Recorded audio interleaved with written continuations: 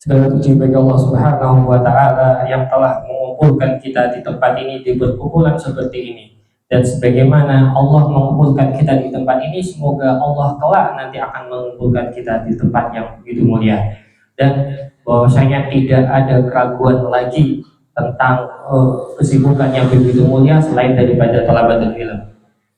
فهو من أعظم الطرق الموصلة إلى الله تبارك وتعالى، حتى لما دخل بعض العلماء على عالم آخر ليزوره ووجده في آخر حياته وهو ما زال يطالع ويقيد المسائل، فلما سأله قال له: ما كلفكم الله تبارك وتعالى بهذا؟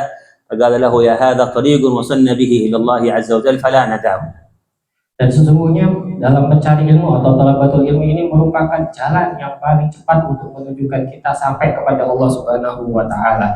Dan bahkan mereka orang-orang soleh ketika di akhir usianya, di akhir masa hidupnya, ketika mereka menjumpai keadaan yang begitu kritis pun, maka kita temukan mereka dalam keadaan mutoleh ataupun belajar dengan ilmu itu. Ketika ditanya, maka sungguh ini adalah keadaan yang aku sukai dan ini yang mendekatkanku dengan Allah. وما أمر الله تعالى نبيه بطلب الزيادة من شيء إلا من العلم، فقال تعالى لنبيه: وقل ربي زدني علما.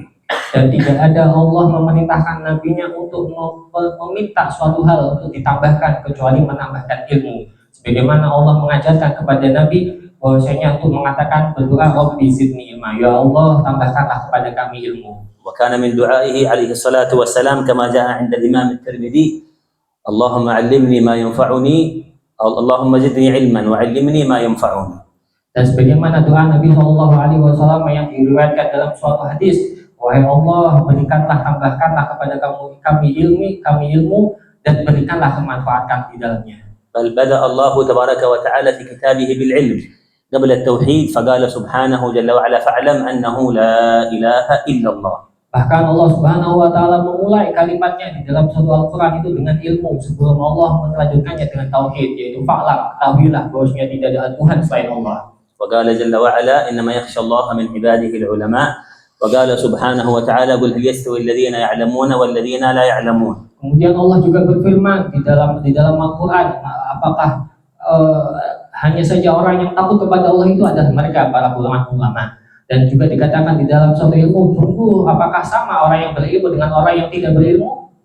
Wa yaqul alaihi salatu wassalam man salaka tariqan yaltamisu fihi ilman sahhala Allahu lahu tariqan ila al-jannah, kama fi sahih Muslim.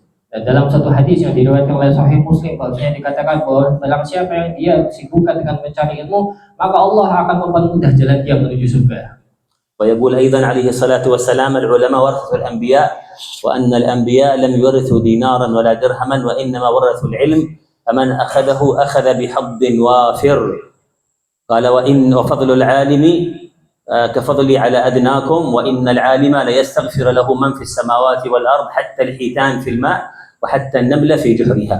Dan bahkan di dalam satu hadis tentang kemuliaan ilmu ini, mereka orang-orang alim ini diampuni, para orang-orang yang ada di zat dan yang semua yang ada di lautan ini meminta ampun kepada dia orang yang alim. فهل يستغفر لأهل السياسة مثلا من في السماوات والأرض أو أهل الرياضة أو أهل النجومية أو أهل الفن أو أهل الاقتصاد أو الدكاترة أو المهندسون، هل يستغفر لهم من في السماوات ولا يستغفر لهم؟ إنما هذا خص بأهل العلم الذين يطلبون علم الشريعة تركة نبينا محمد صلى الله عليه وعلى آله وصحبه وسلم. Apakah meminta ampun kepada mereka, para politisi, para pemain sepak bola, para artis, para mereka yang punya kesibukan profesi yang lain? Tidak, akan tetapi mereka apa yang ada di langit dan ada di bumi ini memintakan ampun kepada mereka orang yang sibuk dengan mencari ilmu syariah atau ilmu yang kita dalami. ما هناك أعظم كما ذكرنا من طلب العلم، لذلك ورد في الأثر أن لفقيه واحد أشد على الشيطان من 1000 عابد.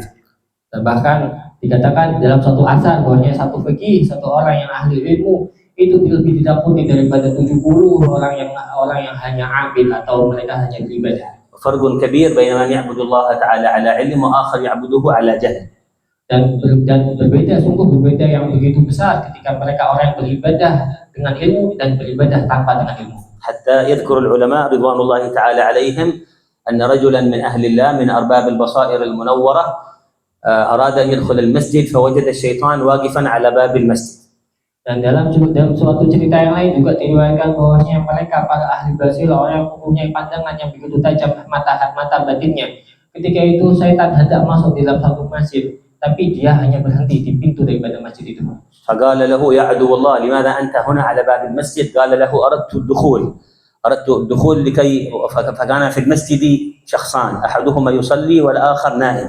فقال له أردت الدخول لكي أوسوس لذلك الذي يصلي ولكن هذا النائم أنفاسه تحرقني لأنه كان من أهل العلم. Dan kemudian orang yang ahli basirah yang punya mata hati yang begitu tajam itu mengatakan, ya Allah, wahai musuhnya Allah, kenapa ente berhenti? Enggak ente lanjutin langkah ente.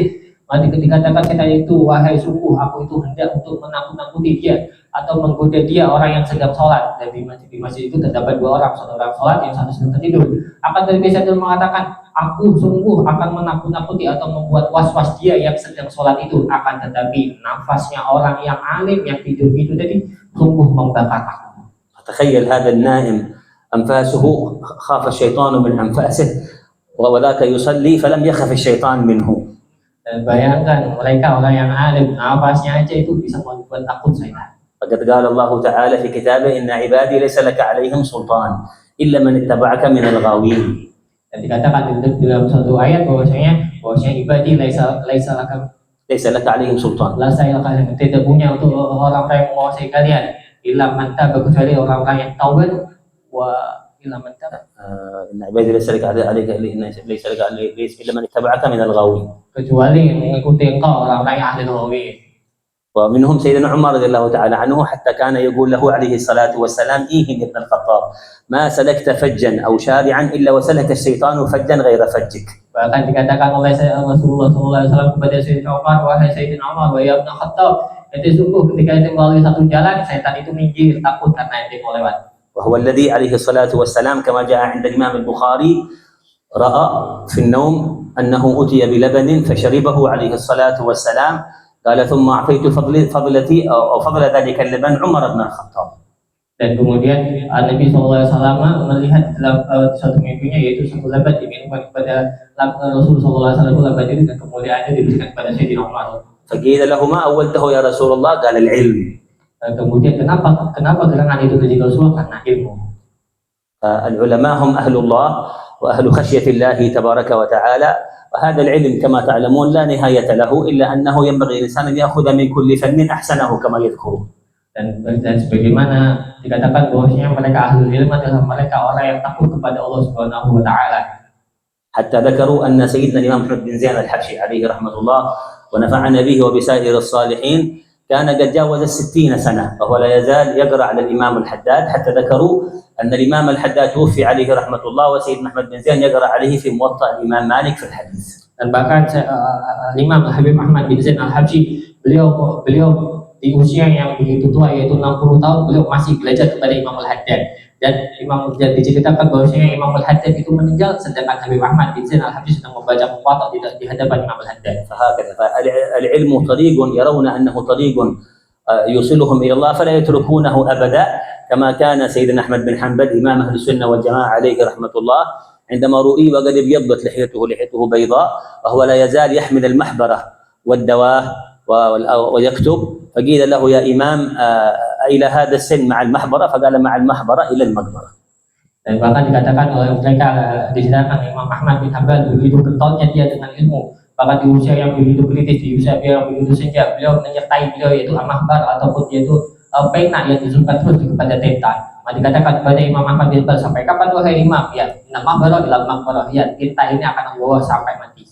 فنسأل الله أن يجعلنا إياكم من العلماء العاملين الذين يعملون بعلمهم وينفع الله تبارك وتعالى بعلمهم، ونحن وإياكم ما شاء الله في هذا الشهر المبارك، في شهر ربيع الأول، شهر ميلاد نبينا محمد عليه الصلاة والسلام، ينبغي أن تكون عندنا الهمة، ينبغي أن تزداد همتنا في طلب العلم، وأن نزداد فيما يقربنا إلى الله عز وجل، لأن أسلافنا الصالحين في هذا الشهر كان لهم شأن معه عجيب. Dan sesungguhnya kita itu berada di bulan yang begitu agung, bulan Maulid, bulan dilahirnya baginda Nabi Muhammad SAW. maka wajiblah kita untuk memperbaharui himmahnya kita, memperbaharui semangat kita dalam thalabul ilm. Dan sungguhnya mereka orang-orang soleh terdahulu di bulan seperti ini mendatangi mereka perkara-perkara yang ajib. حتى كان جعفر بن أحمد العيدروس عليه رحمة الله وهو شيخ المتأخرين من أشياخنا كان يقول في بعض قصائده: أسلافنا دي لهم في شهر ثالث وسابع إلى العلا على ارتفاع. شهر ثالث هذا ربيع الأول الذي نحن وإياكم في أيامه المباركة ونسأل الله تمام البركة فيه.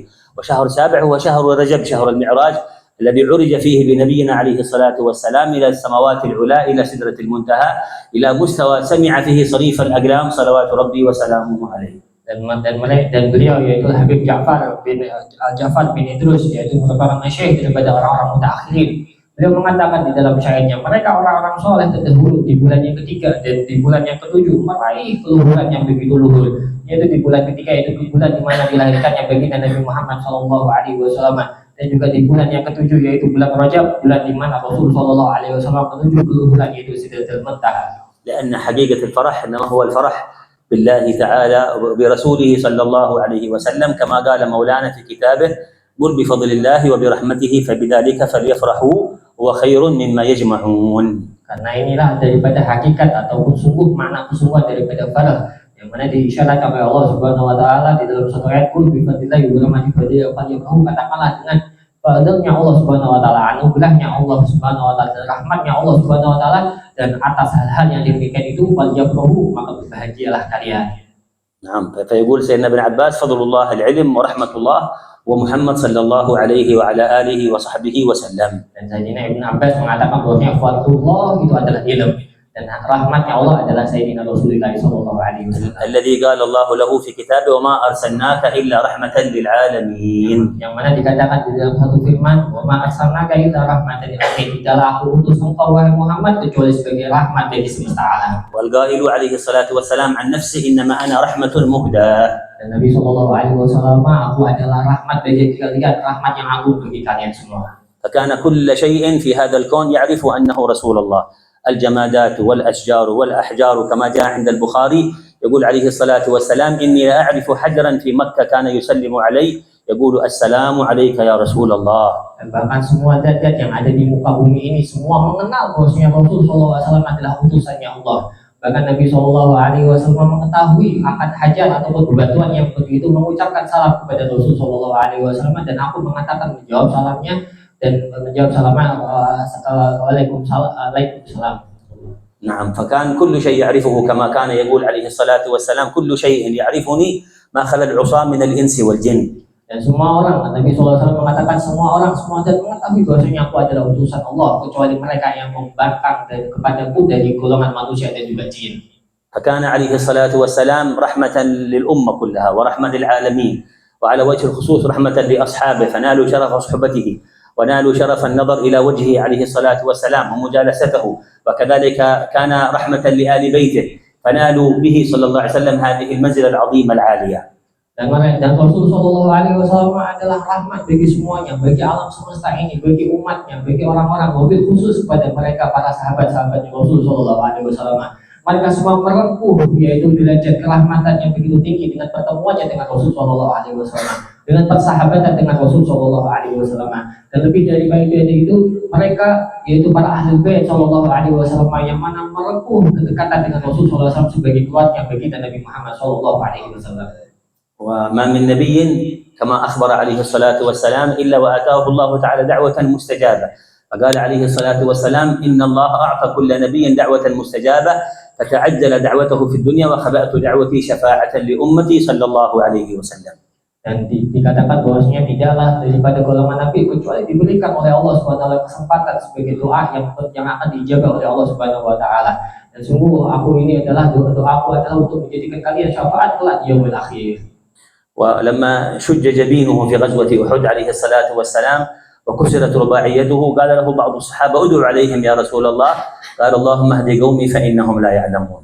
Ketika lahang daripada baginda Nabi SAW parah, sakit parah ketika perang Uhud sana, dan para sahabat untuk mengatakan kepada Rasulullah: wahai Rasulullah, berdoalah kepada Allah Subhanahu wa taala untuk menghancurkan mereka semua.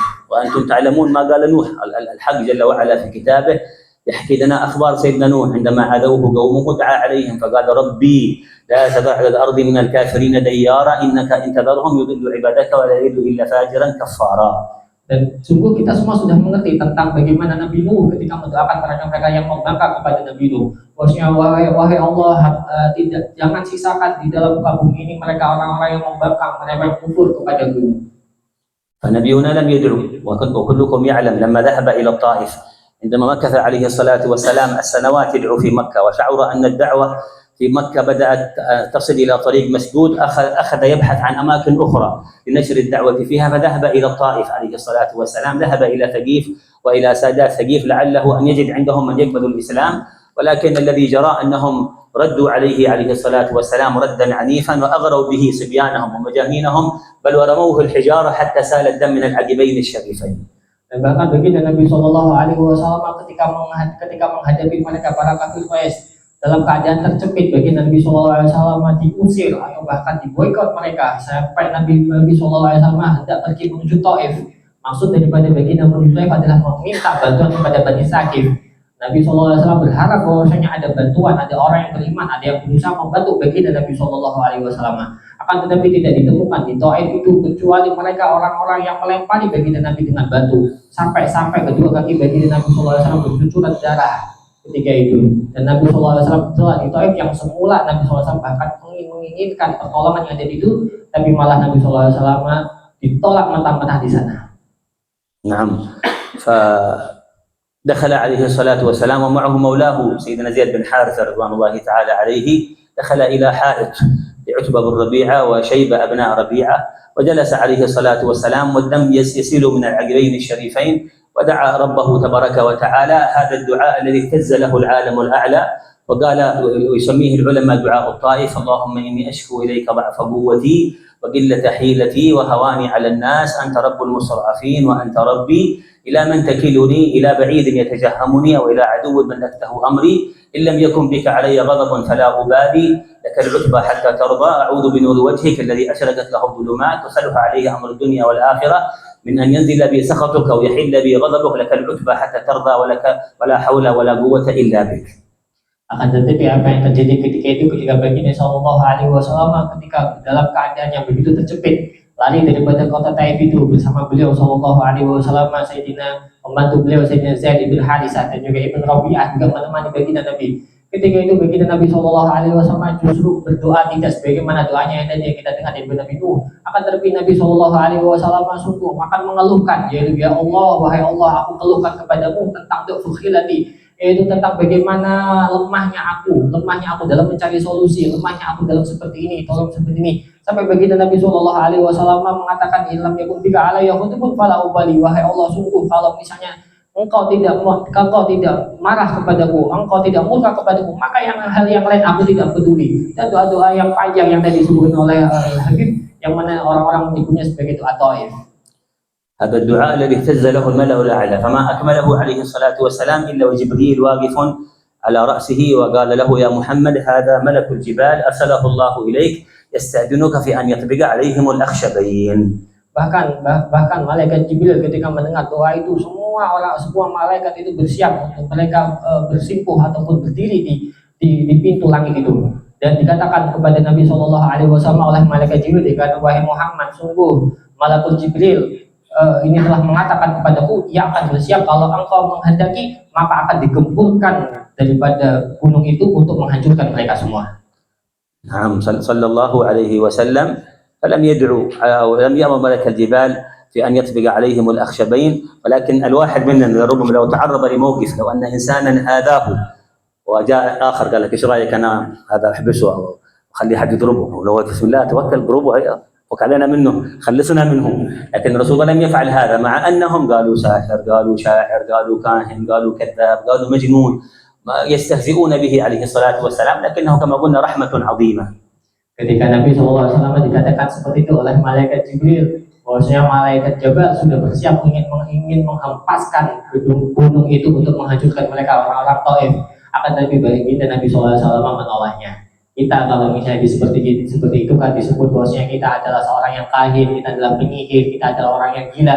Kita kalau misalnya disebut itu kan kita akan memerintahkan mereka hancurkan aja wis. atau kita akan mengutuk kepada ihbisu atau penjarakan mereka atau singkirkan mereka atau habisi mereka. Tapi baginda Nabi SAW tidak mengatakan seperti itu. فينبغي أن تتعلق القلوب بهذا الحبيب عليه الصلاة والسلام، ومتبوعنا هو حبيبنا عليه الصلاة والسلام، ينبغي أن تتعلق القلوب به، وينبغي أن نكثر من الصلاة والسلام عليه الصلاة والسلام في هذه الأيام المباركة وهذه الليلة المباركة ليلة الجمعة التي يقول فيها عليه الصلاة والسلام: أكثروا علي من الصلاة في الليلة الغراء واليوم الأزهر. Dan bahkan dikatakan ini maka suyuknya bagi kita untuk mengikat hati kita, sanubari kita kepada Rasulullah SAW di hari-hari kita ini, apalagi kita berada di bulan yang begitu mulia, di bulan Rabiul Awwal. Kita ikat hati kita jalani hari-hari kita ini dengan mengaitkan apa sanubari kita dengan Rasulullah SAW. Dan sebagaimana kita dengan kemuliaan hari-hari Jumat seperti ini, kita bersolawat, kita meniru, kita menambah daripada kedekatan kita dengan baginda Nabi SAW. فهو رحمة عليه الصلاة، كما قلنا للعالم حتى للكفار في عصره فلم يدعو عليهم، لم يستأصلهم الله تعالى كما استأصل أقوام الأنبياء السابقين، بل أبقاهم عليه الصلاة والسلام. وقد أعطانا الله تعالى أمانين، فقال الله تعالى: وما كان الله ليعذبهم وأنت فيهم وما كان الله ليعذبهم وهم يستغفرون. حتى كان ابن عباس يقول لهذه الأمة أمانان، الأمان الأول قد ذهب وهو سيدنا رسول الله صلى الله عليه وسلم، لكن بقي معنا الاستغفار، فينبغي لنا أن نكثر من الاستغفار ومن الصلاة على النبي عليه الصلاة والسلام كما قلنا، وخاصة وقد أخبرنا وقال عليه الصلاة والسلام: أكثروا علي من الصلاة فإن صلاتكم معروضة علي. قالوا: يا رسول الله كيف تعرض علينا صلاتك وقد أرمت أي بليت؟ قال: إن الله حرم على الأرض أن تأكل أجساد الأنبياء فهو حي عليه الصلاة والسلام في قبره. Dan bahkan Sayyidina Ibn Abbas mengatakan bahwasanya umat ini itu diberikan kedua keamanan. Mereka orang-orang kafir sebagaimana para anbiya terdahulu, mereka para anbiya itu berusaha berdoa ataupun bermunajat kepada Allah untuk dihancurkan mereka orang-orang kafir. Akan tetapi Nabi SAW adalah rahmat untuk semuanya. Bahkan bagi orang-orang yang kafir sekalipun, Nabi SAW sebagaimana disebutkan bahwasanya Ibn Abbas, umat ini diberikan kedua keamanan. Keamanan yang pertama yaitu dalam suatu ayat, Allah tidak akan mengadab kalian semua selagi Nabi SAW berada di tengah-tengah kalian. Dan bahkan dan keamanan yang kedua yaitu Allah tidak akan mengadab kalian semua sedangkan mereka wahum yastaghfirun, sedangkan mereka beristighfar. Ibn Abbas mengatakan sungguh telah hilang di tengah-tengah kita keamanan yang pertama yaitu keberadaan Rasulullah di tengah-tengah kita. Akan tetapi masih ada keamanan yang kedua yaitu ketika kita meminta ampun kepada Allah Subhanahu wa taala. نسأل الله أن يملأ قلوبنا بمحبته عليه الصلاة والسلام، وأن يرزقنا كمال المتابعة له ظاهرا وباطنا في أقواله وأفعاله وأحواله، إنه أكرم الأكرمين، والحمد لله رب العالمين. ما شاء الله.